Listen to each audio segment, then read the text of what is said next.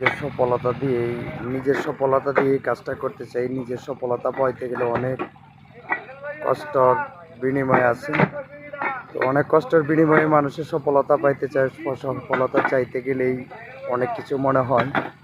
সবচেয়ে বড় কথা হচ্ছে আমরা হচ্ছে গরিব মানুষ ভাই। সফলতা পাইতে গেলে আমাদের অনেক সময়েরই দরকার।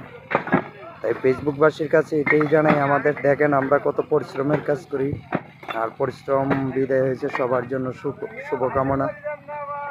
সবার কাছে রইল শুভকামনা, সবাই দোয়া করবেন। ইনশাল্লাহ নেক্সট অন্য কোনো ভিডিওতে আপনাদের সাথে দেখা হবে, সেই দোয়া এবং ভালোবাসা রইল সবার মাঝে।